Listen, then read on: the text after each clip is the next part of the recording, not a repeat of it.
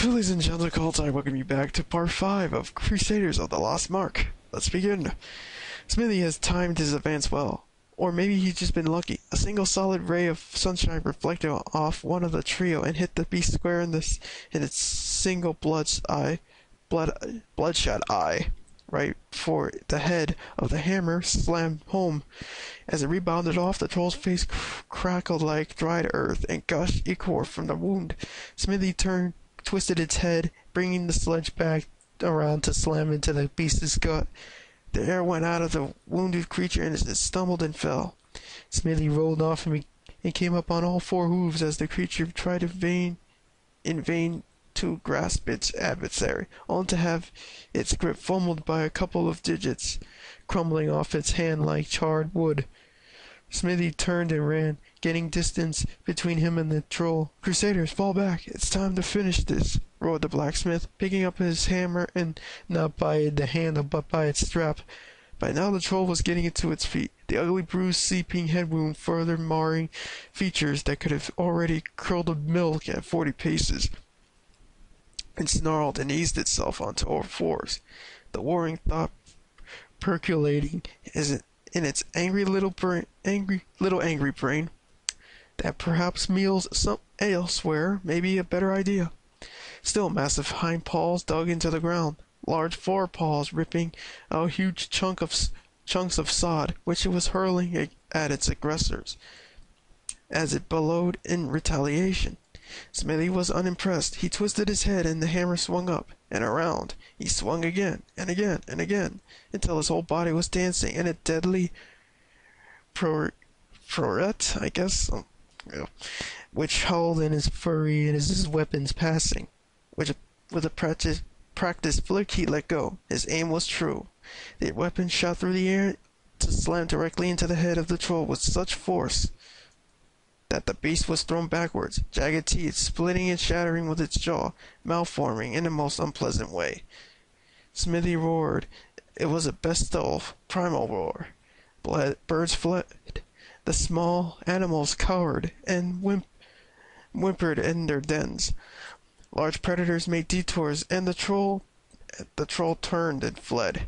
Smithy charged after it, hollering and shouting with bloodlust as the huge monster ran for its life, disappearing into the forest like a bad dream. He pulled up short, set his hooves one more time and took a deep breath, and roared a winning neigh which resounded seemingly all the way to Canterlot. Then he sat, breathing heavily, a wheezing gulp that turned into deep-throated laughter. "I am indeed being too old for this." Applejack couldn't believe her eyes. She rushed up to Applebloom and gathered all three Crusaders into a hug, and then alternated between frightened sobbing, glowing phrases, and biting condemnation. They stayed like that for a while as the huge shape shuffled up behind them. "It's time to go home now, da," said Applejack, without a hint of irony. Smithy held Twilight up and carried her in the mildly unnerved Fluttershy homewards as the Crusaders walked with Applejack back the way he come through the now empty forest. Making their way out of the forest, they found themselves in the clearing outside the clubhouse where Granny Smith and Big Macintosh were still waiting. Apparently enough time had passed for someone to run back to the farm for a picnic dinner and a first aid kit. Granny said nothing, and he just gestured for the ragged group to join them, which they thankfully did. Fluttershy and Macintosh pulled Twilight over to see her injuries. But before they had a chance to sit down, Granny stopped the Crusaders and Smithy. "Oh no, you didn't. You're not getting muddy metal over my nice picnic blanket. Off with that armor." The fillies quickly shrugged off their armor, all three simultaneously checking their flanks. To their dismay, they were still bare. Applebloom pouted. "Aw, we were so good at two." Yeah, Scootaloo scowled. "All that crazy hard work for nothing." Sweetie Belle looked crestfallen. "I don't understand." Smithy took off his helmet and smiled. You are being fine protectors. Have good teamwork and good learners as well. But you would be making terrible soldiers." All three of them looked shocked. "But why?" they asked in union.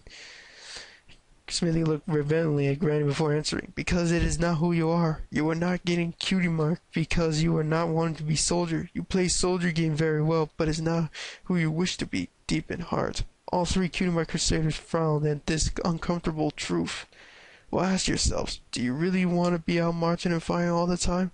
Soldiering's awful hard work for no time for play, Applejack interjected. That is true.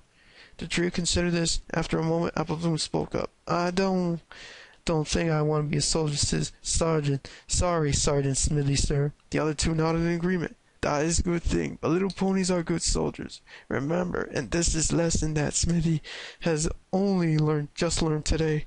Being soldier is protecting, not fighting. You be soldier for sister, for brother, for grandmother.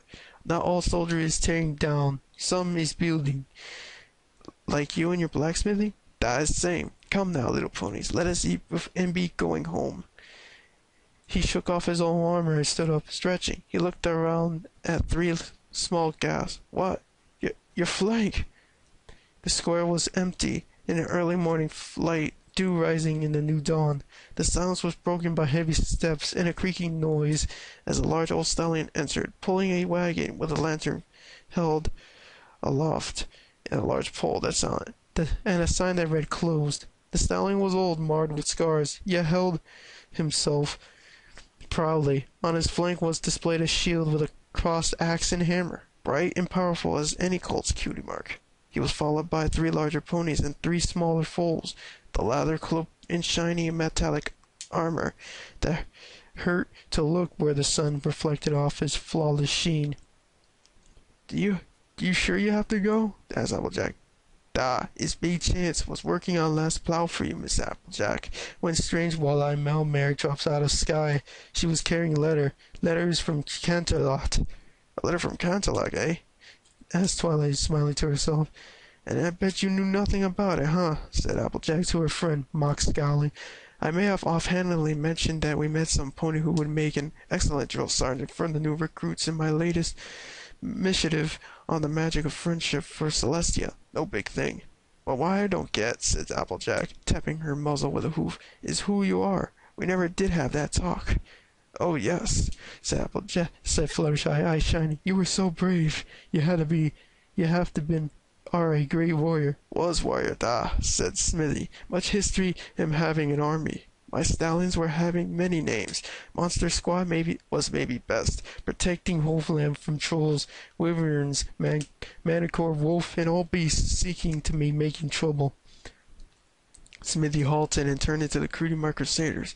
Maybe Little Ponies is not wanting to be an army no more, but army is wanting to thank Little Ponies still. And naming you first and have Everfree Forest Mini Monster Squad Patrol. And weapons master for Celestia's guard ponies now, so beings official are welcome.